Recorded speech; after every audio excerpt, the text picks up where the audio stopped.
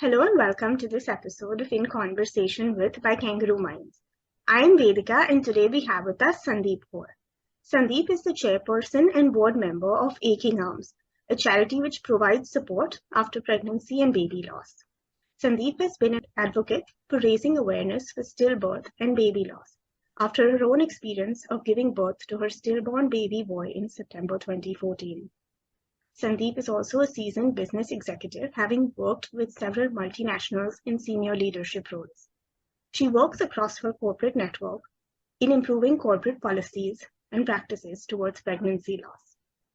She is also an active contributor to various publications on topics that are close to her heart. Her piece in the Huffington Post about baby loss has been widely read and circulated. Sundeep now lives in London with her husband, her two baby boys, aged 11 and 6, and their angel, who would have been 8 this year, continues to live in their hearts. Before we begin our conversation today, which will center around how we can all work towards ending the silence around baby loss and pregnancy loss, we would like to put out a trigger warning for our audiences.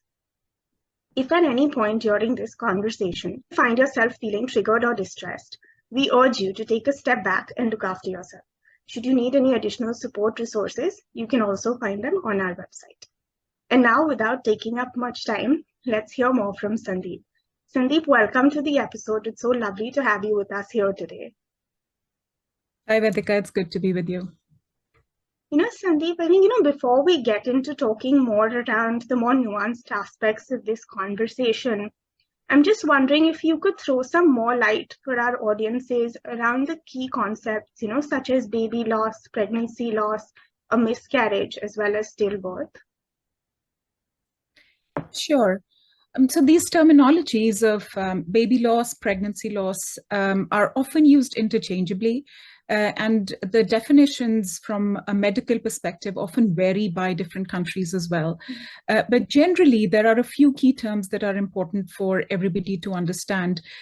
Miscarriage is generally talked about, which is a loss of a baby before 24 weeks of gestation. Early miscarriage is referred to when a baby is lost before 12 weeks of gestation. Late miscarriage is referred to 12 to 24 weeks of gestation. And after completing 24 weeks of gestation, if a baby dies, it's referred to as stillbirth. Now, as I said, some of these definitions vary by country and different medical practices, but it's important to have that reference point for terminology purposes. Right. And can you just give us a little bit more in terms of, baby loss as well as pregnancy loss, just for people who are not very aware of the distinction between these two concepts? Again, these are often used interchangeably. Baby loss also includes neonatal deaths, which are defined as a baby being born alive but dying within 28 days of being born. The term baby loss can also include loss before a baby is born, so it can include pregnancy loss as well. So while there are differences in the technical terms, in popular terminology, these terms tend to be used interchangeably as well. So, just now, Sundeep, why do you think that it's important that we have conversations around baby loss as well as pregnancy loss? Baby loss affects a lot of people. The statistics on this are just simply staggering, which often we don't realize and is not talked about enough. We were just going through some of the definitions. And if we look at medical journals around the world, about 10 to 20% of pregnancies end in a miscarriage. The rate of stillbirth is generally, in developed countries, around 1 in 200 or 1 in 300, and much higher in developing and impoverished countries. So if you think about it from a personal perspective, most of us would know somebody who has been affected by pregnancy loss or baby loss. And yet the conversation on pregnancy loss and baby loss is quite taboo in popular culture. It's a very silent tragedy. So what happens then is that when somebody goes through a baby loss, they are left to deal with it on their own. It's a bereavement, it's a death. And Mhm. then in the context of not getting any support from people who are around you, your extended family, your loved ones, friends, workplace colleagues, it becomes a really isolating experience for those who are affected, which then leads to a lot of misconceptions around pregnancy loss, which then leads to more isolation. So there is a vicious cycle that starts to get formed. And I believe that that vicious cycle will get broken if we create more awareness about pregnancy loss and about baby loss. All of us, as I said, will know somebody who's been affected by this. So the more we know about it, the more awareness there is. We can all play our small part in making lives better and providing comfort to those who are affected. Sandeep, you've been associated with aching arms for a long time, and this is a cause which is personally very close to you as well. So, can you tell us a little bit about, the role that aching arm plays in not just supporting people who've, been through baby loss or pregnancy loss, but also in terms of normalizing these conversations? Yeah. So baby loss, as I said, is a really you know is still a fairly taboo topic in social culture. And what Aching Arms does is, our role as a charity is to provide comfort to parents who have been affected by baby loss at any point in the gestation, from the very early time in their pregnancy to stillbirth and to neonatal death. And at the very heart of Aching Arms is a bear. So if you see that little bear behind me, that bear is given from one family that has gone through baby loss to another as a gift. And what it does is that it makes the family that is affected realize that they're not alone. There are others who have gone through that experience. So it takes away some of that isolation that comes with losing a baby, makes you understand that there are other people who have gone through this journey, and acts as that comfort, which is much needed during this time of deep grief and distress. The other thing is, why we called it Aching Arms is because there is, in fact, evidence and science behind the fact that when a mother comes home without a baby, her arms physically ache because she's yearning to hold a baby in her arm. There is physical, real pain. And the name Aching Arms reflects that. So the bear that we give is a symbol that she can hold in her arms when they're aching, something physical like a comforter to hold. And that is really at the heart of Aching Arms, where our role as a charity is to enable and facilitate that bear getting passed on from one family to another as a symbol of comfort, for the mother and the family that is affected, and also a physical object. The baby that's gone is very deeply special to the family that has lost that much loved child. And when you walk out of the hospital, when the family is walking out of the hospital after losing the baby, they get a lot of paperwork and a lot of documentation, but the family never wants to look at that. Whereas a bear is something that is a physical object. It's normalized in a household. You can put it anywhere in the house without getting sort of intrusive and probing question. And if somebody does ask, it enables a conversation which parents are often very willing to have. So our role, therefore, as a charity is to work across families who have been affected by baby loss at various gestations, and provide comfort during their time of grief and distress. So, Sandeep, you touched upon the aspect of grief, and, can you throw a little bit of light around, what does that grief look like for someone who's lost a baby or a pregnancy? Grief is a very personal journey, no matter what sort of bereavement it is. I really like this quote by author Joan Didion, which says that grief, when it comes, it's nothing like what you expect it to be. And I think that is really true. There is a lot that's written about and research done on different phases of grief. And all of that is very valid when someone experiences baby loss. You started off in my introduction talking about, how I got into the participating in this conversation around baby loss after my own experience of losing my baby when I was 34 weeks pregnant. And I had a healthy pregnancy. I had a happy, healthy 3-year-old before that. So it was a very normal pregnancy. I went into the hospital at 34 weeks, what I thought would be a very routine checkup. So when the doctor told me that your baby has died, I didn't understand it. I didn't know what had happened, because I was, even though I had gone through a pregnancy before and I consider myself an informed individual, I thought that once you're done with your second scan at 20 weeks, the next milestone is labor and keep the baby home. I didn't even know that there was a possibility of losing a child at that late stage in the pregnancy.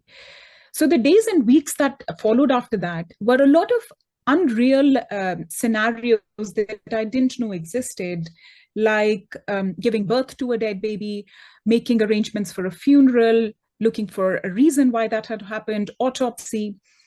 And the reason I mention all that is that when a parent and a family who's going through baby loss, in their early days of experiencing that, they are not just going through grief, they are going through a whole range of complex emotions. They're going through confusion. They're trying to find answers for what happened, which they often may never get, because a lot of pregnancy loss still remains unexplained. They're going through feelings of failure, of guilt, of shame. And that is a very unique aspect to the grief that is associated with baby loss. And as I said earlier, because people around you at that time are often shying away from talking to you about this topic, there is an incredible sense of isolation. And that sense of isolation is also a very unusual part of grief, because when we experience other bereavement, when somebody who we love dies, a friend or a family member, there are milestones and ceremonies where we recognize the person who's died, where we remember them, we talk about them, we tell their stories.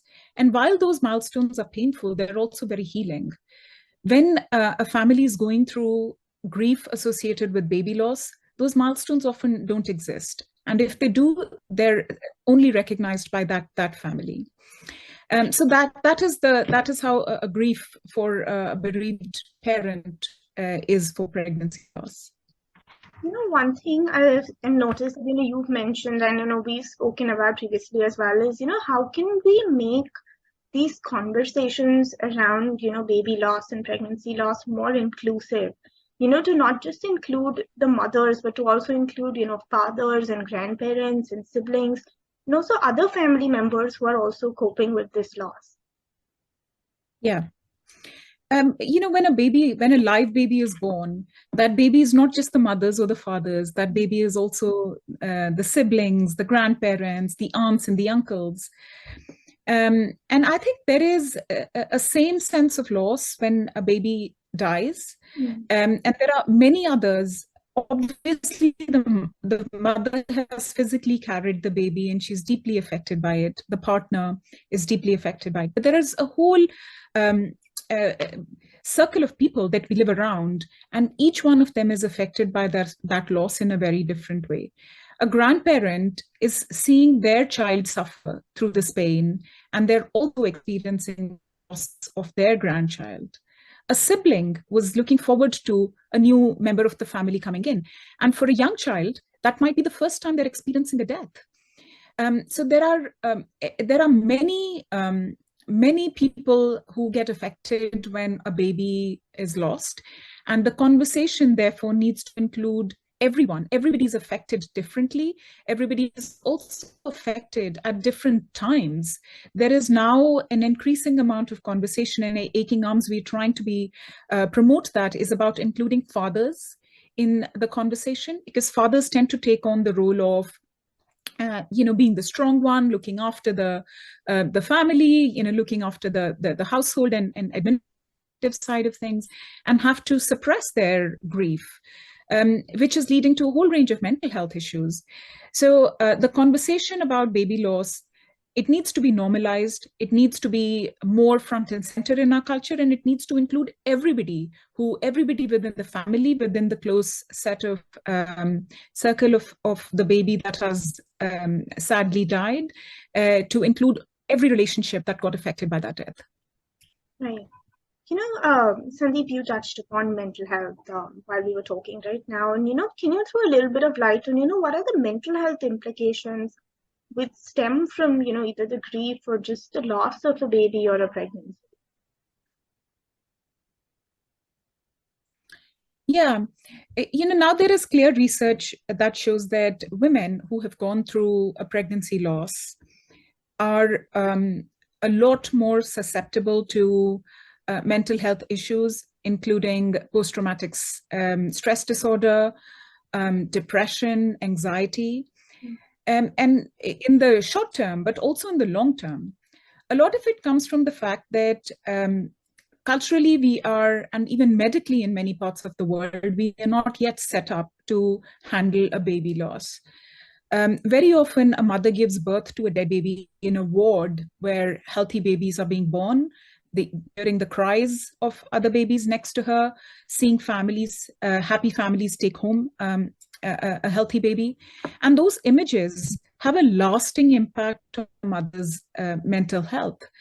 And then when she goes back home, as we talked about, empty arms, aching arms, not being able to talk to anyone about it, people often being awkward about that situation. A lot of that then accumulates into very deep-rooted traumatic issues, and that can lead to long-term challenges like depression. So what's important is to recognize what is the role of everybody around the family and the mother who's lost the baby. The immediate medical practitioners, the friends and family, the workplace. There is still a lot of work that needs to happen on workplace, recognizing that a pregnancy loss it comes with a whole range of challenges, physically and mentally, to the family and to the mother. So there is now, as I said, a lot of research that backs it. And at Aching Arms as well, we're trying to support workplaces, families, medical members of the medical community to be more aware of not just the short-term, but the long-term benefits that come with giving support to the families at the right time. Right. Sandeep, just one thing, when we're having so many more conversations now around this space, and I think Aching Arms has been so involved in normalizing these conversations to a great extent. But unfortunately, this hasn't been the case for a long time. But baby loss and pregnancy loss is not something new. People have struggled with it for a long time. Mm-hmm. In your opinion, can you throw some light on, the impact on individuals who might have been through this loss earlier, who may have been dealing with, suppressed grief or decentralized grief, who might now find themselves triggered and it as if their grief has just been reopened up? Vedika, you're absolutely right. Babies have been being born from the beginning of humanity, and sadly they have also been dying for a very long time. I know my own grandmother lost more than one babies during childbirth, and in fact, in previous years, where medical advancements weren't quite at the stage where they are now, the rates were a lot worse. So there are many families and women who are now in their later years, in their 80s and 90s and beyond, and are hearing about the conversation on baby loss, whether it's within their own family and network, in the public domain, or during events like Baby Loss Awareness Week, and are recognizing that they have somewhere suppressed the memory of their own grief that they went through many decades back. I was recently talking to a woman who's now a great-grandmother, and she was sharing the story of her loss 50 years back, when she lost her baby boy 50 years back, and was not even given a chance to have a look at the baby. She doesn't know what the baby looked like. She didn't get a chance to hold him, and she wasn't given the information on how the funeral, etc., happened. So think about the impact that has to a woman. And not only that, then she's expected to get on with her life straight away, often encouraged to have another baby straight away, and then, go through decades of her life. And now, 50 years later, she's taking a pause and reflecting and realizing how deep-rooted that grief is. So we are recognizing that at Aching Arms. Socially, there is a bit more awareness around it. Suppressed grief has a very different manifestation, needs to be handled in a very different and very professional way. And we are again creating an awareness about it, but also encouraging families and women who have experienced that loss decades back to come out and ask for help. It's only by asking for help, talking to the right professionals, that they will find the comfort that now exists, because there are professionals who have the ability to have that conversation, help them work through that grief. But it will only be done if everybody around them, the women and families themselves, but everybody around them encourages them to come out and have those conversations. No, I think that's really interesting, because as you said, like obviously not only has medical science evolved, but also our understanding around how we can have these conversations has changed over time. And, there might be families where, as you said, like, for instance, the example that you gave of someone you spoke to who's now a great grandmother, exploring this grief after 50 years, she may have never spoken about it. So there will be generations of her family who may not even know, that they might have lost a sibling or an elderly relative at this stage. Mm-hmm. So I think, as you said, it's also about bringing the entire family together in having these conversations. Yeah absolutely. Moving forward, Sundeep, in your opinion, what are some misconceptions that you've seen around grief, especially when it comes to baby loss and pregnancy loss? Because you did throw light and you spoke about the fact that this grief is like no other. So Mm-hmm. Sometimes as such we find it very difficult to understand grief, and what are some misconceptions that you've seen in this space? So the first one is, as I said, is that a baby loss, a pregnancy loss, is often not even considered a death. So the grief is simply misunderstood. As I said, if we think about other bereavement, there are milestones and ceremonies where we talk about the person who's deceased and find ways to heal. With pregnancy loss, those often don't exist.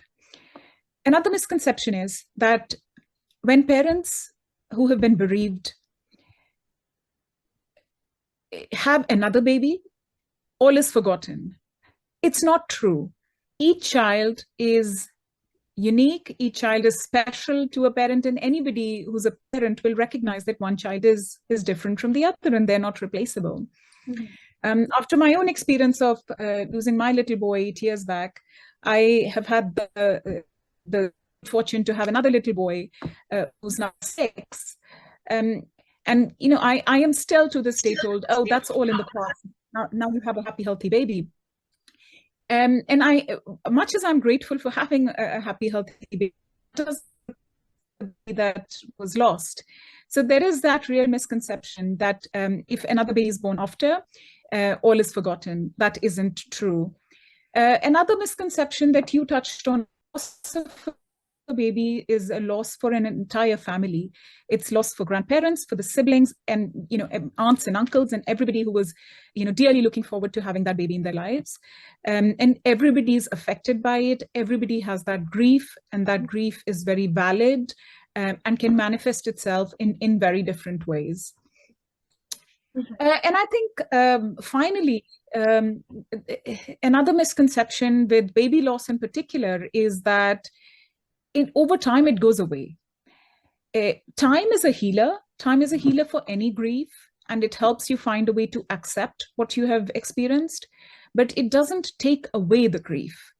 you find a way to deal with it, and you find a way to accept it as a part of your life. Every grief is a journey, and baby loss is a journey too.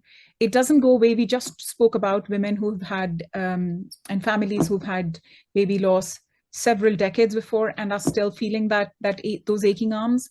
So that misconception that time heals and time, I think time does heal, but time doesn't take away the grief of having lost a baby. So, Sandeep, you worked across several cultures as well, and, you have that experience of having these conversations with people from varied backgrounds.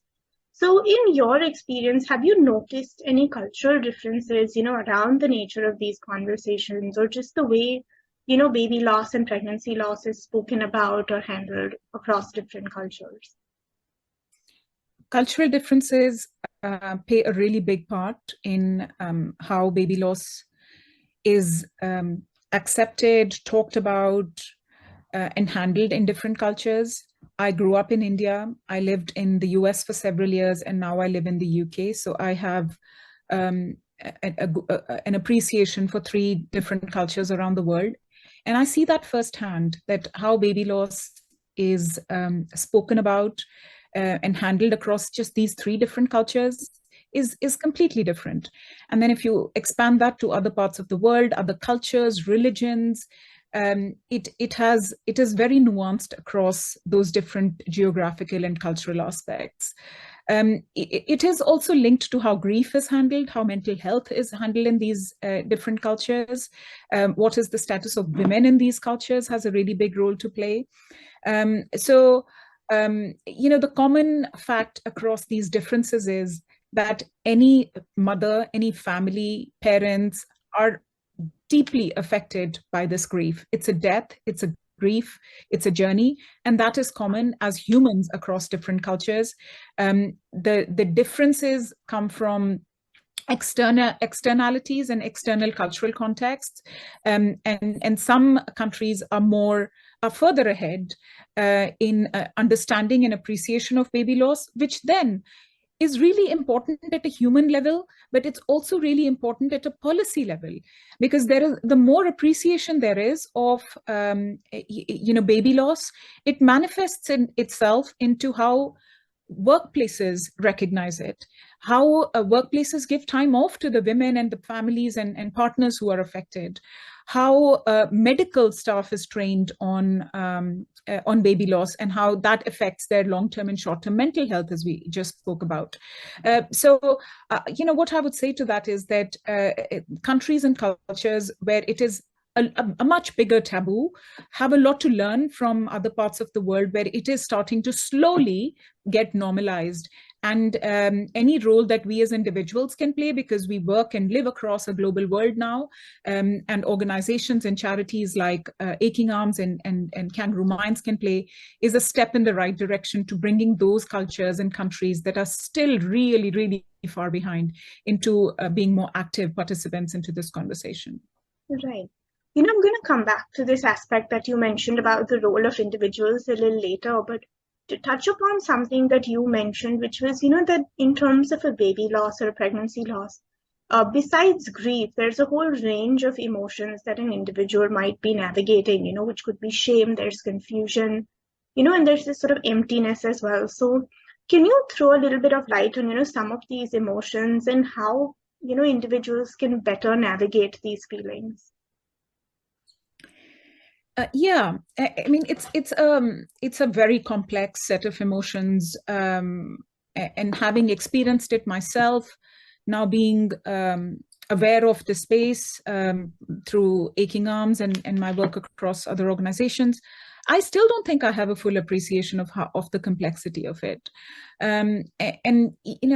Grief comes in waves, they say, and to this day, I feel those waves coming in when I personally find it hard to navigate that day. Milestones are really hard. Festivals are really hard. Events like Mother's Day, those are really hard. So in terms of navigating those different complex emotions, I think the first thing is there is now in many parts of the world help available. There are professionals who can help you navigate those complex emotions. We don't have to do that on our own. A bereaved parent, a bereaved family is dealing with a lot as it is. They shouldn't have to find a way to to be able to look for resources and try and test that on themselves. There are professionals who are expert, who have dealt with these types of scenarios, who have the ability medically and at a human level to be able to give you those tools and guidance that's required. I think that's the first thing, and that's foremost. And therefore, I encourage anybody who's dealing with baby loss, grief, whether it's an immediate grief or a long ago grief, to look for help. And charities like Aching Arms, we provide some of that support ourselves, but we also guide our community to other charities that might be able to provide that. So that is the first and foremost. The second thing I think is the individual responsibility that we have is to look out for others who we think might be in that same position. And that doesn't mean that somebody who has just recently lost a baby. It could be somebody who lost a baby a long time back. And you see a manifestation of that trigger through a conversation, recognizing that, talking to them about it, acknowledging that. I think acknowledgement is huge, because acknowledging that to somebody is the first point of a path to a conversation, which can then be a path to comfort. Is really, really important. When I was going through my own journey in the early days of being bereaved, one of my work colleagues sent me an email and said, it was Christmas, and she said, I am thinking about your baby, and I lit a candle for your baby at church today. I can't tell you how healing it was for me, how comforting it was for me. A small act of kindness goes a really long way.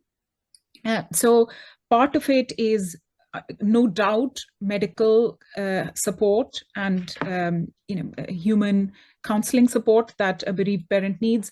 Another part that every individual can play is to be aware of it, but understand that we're all in this together. There is everybody around us, knows somebody who's affected by it, and trying to find small ways in which we can support each other.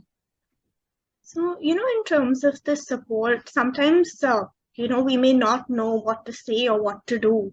So can you tell us a little bit on, as individuals who may not be trained mental health professionals, how can they be more supporting to someone who's grieving? And, maybe you can even throw some light on, phrases which are best avoided. Because, as you mentioned, when we talk about, okay, as if you had another baby and that's going to take away, or, it's going to wipe out your loss, but that's not really the case. But a lot of times we hear those, at least based statements as well. Yeah. I think, like with any grief, being aware of that is the first step. There are a lot of resources that are available online these days through various charities, where some basic guidance on what should and shouldn't be said is very easily accessible these days.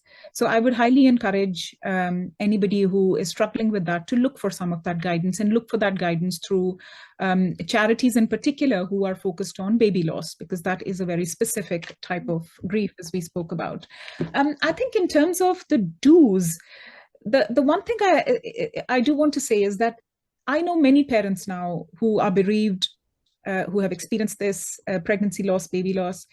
And I think I speak on behalf of everyone where I say that acknowledgement of their baby is the single biggest thing you can do. That baby is still a part of their lives. The baby will always be a part of their lives, will always be remembered. And while that is true for them as an individual and as a family, it is always appreciated. It's very comforting when somebody else recognizes your baby. So often, as we spoke earlier, there is a lot of misconception around it. People are very awkward about this topic. They often don't want to say anything, so they stay silent. And I understand that. It's not coming from a lack of empathy. It's just coming from a lack of awareness and education on what to say. I would say, do acknowledge the baby, do acknowledge that baby, acknowledge that in a way I just talked about my colleague sending me an email saying, I lit a candle for your baby. remembering them on their milestones like birthdays and Christmas and festivals. They are a part of our families, and we recognize all members of the family at these occasions, and so should our babies who are not here. So I think that is if I leave those who are hearing this with one thing, it is that acknowledge that baby, acknowledge it to the parents, acknowledge it to the family. It's very comforting to hear about the baby. If parents are comfortable and have a name that they have shared with you, use the baby's name. It's immensely powerful and it's immensely comforting. No family or parent wants the memory of their baby to go away or to be lost. So the recognition of that baby and their name and their, that is something I would definitely encourage everybody to do. And then in terms of don'ts, as I said, it can be a rather long list, and it's also very different based on the family that is bereaved. It can be very different based on cultural context, but some things that should, those at least based statement, at least you have another child, at least you are young, at least you can try again. Grief is an isolated experience. Whatever happens before or whatever happens after does not reduce the pain.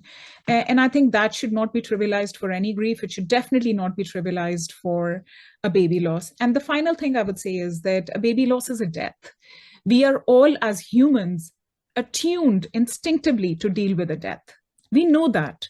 When we meet somebody who has had a bereavement in the family, when a friend or a family member dies, we know how to engage in that experience. A baby loss is very similar. So find those instincts that we know that we have for a death and for a bereavement, and use those instincts for a baby loss, because that experience is exactly the same. Right. And Sundeep, coming to families and loved ones, who've lost a baby or a pregnancy, how do you think they can, can you give some suggestions maybe on how they can honor the memory of their baby? Yeah, that's a really beautiful question. Honoring the baby's memory is really important to the parents, to the family. And again, it is a very personal experience. It is like with anything, we all celebrate festivals and milestones differently based on our own preferences. So it's a very personal experience. I know parents and families who find comfort in honoring their baby through a community experience. So they would organize things like community walks. They would sometimes organize a fundraise, which brings people together, like a tea party. There are families and individuals who I know channel that through charity-based experiences, raising funds, also channeling that through physical experiences like running marathons or doing something physically really challenging to honor their baby, because they feel like that experience is related to their baby. And they're also challenging themselves to do something in the honor of the baby, their baby. And then I think there are individuals and families who honor the memory in a way which is based on random acts of kindness. So last year at Christmas, when we were sort of still coming out of COVID, I went for a walk just the day before Christmas in our local park. And I parked my car just outside in the parking area and then went into the wilderness. I came back and there was a candy cane on the windshield of my car. And that candy cane said, "In the memory of our little boy who isn't here to celebrate Christmas with us." And, I didn't know who that came from. There was no name with it, but there was a sweet little candy cane, which my two boys split and enjoyed. But it was a way for someone to honor the memory at Christmas of their beloved baby. They didn't know I'm a bereaved parent. Those candy canes were there on all the cars that were in that parking lot. And I found that was such a beautiful, sweet way to honor the memory of their little baby, and brought joy to so many other little kids around. So there are many ways in which you can honor the baby. It is very personal to your own individual preference.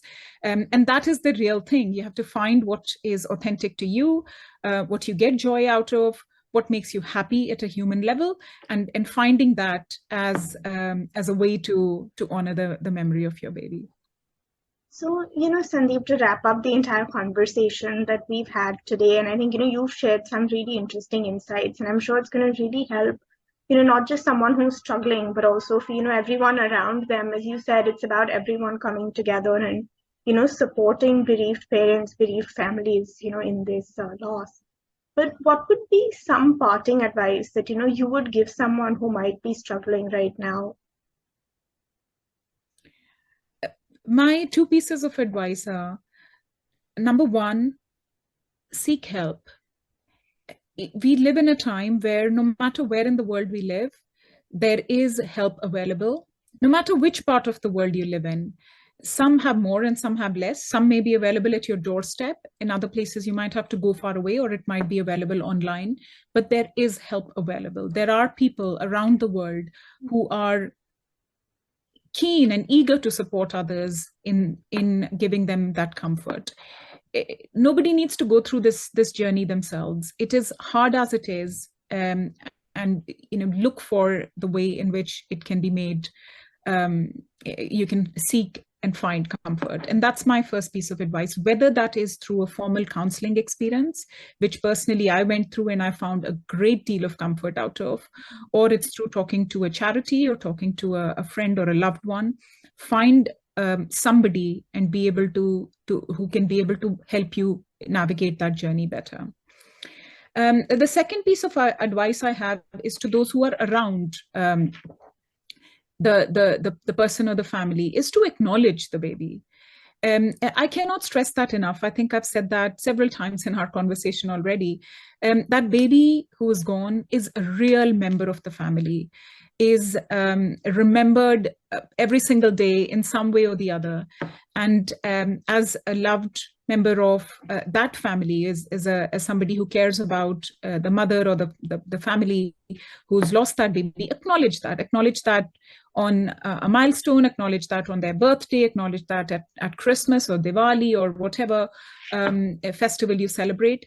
It is a real comforting experience for those who have been bereaved. Right.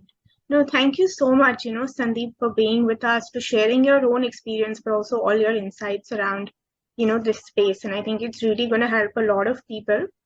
And, lastly, for anyone who's watching or listening to this today, if you're having a hard time, with your mental health, as Sandeep also said, please know that there is help out there and it gets better. So please reach out, because you're not alone and you don't have to go through this alone.